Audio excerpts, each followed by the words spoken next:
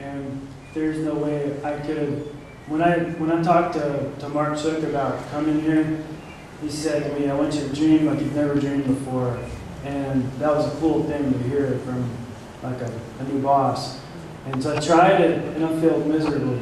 There's no way I could have dreamed anything like that. And the thing is, after 3 years, that's just a lot of building and structure, but you can see a lot of smiles on the faces of the kid. But the thing is, our place in Carpio, it looks nothing like it did after that 4th year. I was hoping we'd have a nice flat year last year, but it was more exponential growth.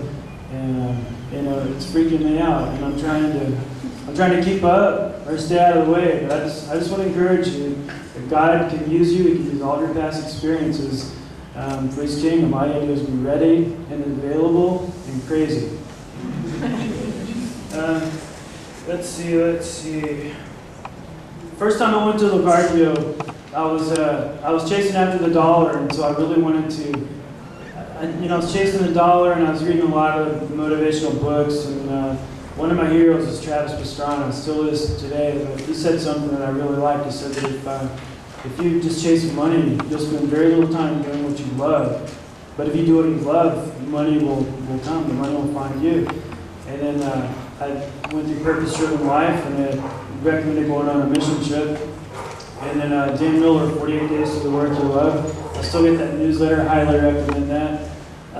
From that, I ran across a quote. Also, I saw it in one of the Eldridge books. It said, "Don't ask yourself what the world needs. Ask yourself what makes you come alive, and go and do that. Because what the world needs is people who come alive."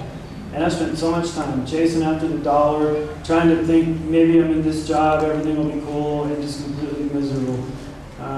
When I finally stepped out in faith and stepped into the field, that was where I received the call. That first time in Carpio, I received it and I knew it. Didn't fully understand it, but it just consumed me. First time in Carpio was June of 04, and then I came back in October of 04. In February of 05, took a leave of absence from work. I figured that'd be the closest I could ever get to the dream. And I wanted to live that time like with no regrets. And there were a couple of brothers. There's 2 of them right here, Roberto and Lionel. The oldest brother, Luis Carlos, him and Lionel were the guys that I first met, and Roberto, that family that I first met.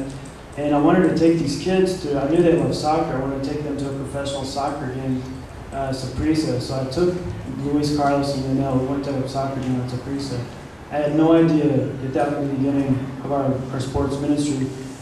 Luis Carlos was the founder of our team. The logo that he drew, if you've ever been to Carpio, the students, the heart with the flames. Later we found out the verse in Lucas about the road to Emmaus, when our hearts on fire, when he opened the scriptures to it. And that road into Carpio, I received the call, that's my road to Emmaus.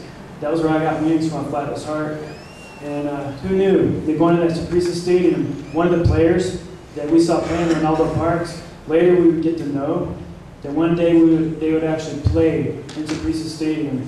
You can go to my webpage, lalodelacarpio.com, go to Stadium Pics. You can see the picture of Roberto scoring a header. I had the whole sports sequence. Lionel kicks the corner kick, Roberto heads it in, and then he's just like, I had the whole sequence. And it's one of my all-time favorite sports memories, to be able to play in that stadium.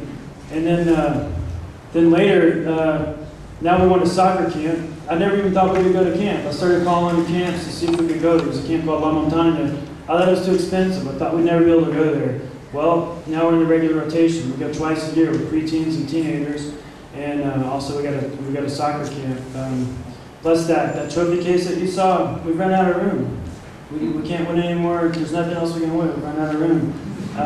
The front of our place, it looks completely different than it did before. Our computer lab, now we have internet and air conditioning. And that was just something that happened this year. And if y'all know Brendan, he was the architect of our computer network. There's a language student named Rhonda Wilkinson. She's in Honduras. She was working with the Carpio. She was the leader of the Carpio student ministry. And language school is not a lot to write home about, am I right? They get tired of hearing the same, we run out of things to write. If you plug into full-time ministry right away, you got a lot to write about. And the people that support you, they're like, wow, how can I help? And that happened with Rhonda. And there were friends of hers that donated money to get some of those computers. There's another guy named Matt Kaiser. He's in Honduras. He plugged in with us. But he's not doing what he thought he was going to be doing. He's doing things more like we were doing. These kids in Carpio, they know missionaries in other parts of the Spanish-speaking world because of this language school and because of the student ministry. There's a guy named Brock Lugenbill. He's like 40, close to my age. Brock was, he retired, put childish things behind him and thought, okay, I'm not going to skate anymore. He was a real skater back in the day. I'm more like a washed up never was. He was a real skater. He heard we had a skateboard ministry. He got all excited. He didn't want to sit on the couch and watch Bugs Bunny and eat Cheetos and practice his verbs. He wanted to go out in the field. So he came out and he showed the kids. He showed the kids tricks from the 1970s, and the kids were like, "Lalo, why didn't you show me that trick?" And I was like, "Because I don't know how to do that." But because of that influence, he started skating again. And he was like, "Wow, God can use me. God can use my experience as a skateboarder." Now he's in Quito, Ecuador. And they got a microbus, started doing competitions. And last year they started La Roca Skate Church. And it's just amazing how God's using him and blessing that ministry. And he got to be in a skateboard magazine, which was always a dream of his. It just turned out to be in Peru and in Ecuador, but in Spanish. But I've seen pictures of him on Facebook with heroes of mine who are now Christians in the skateboard world, going to all the conferences, and now there's somebody in that world.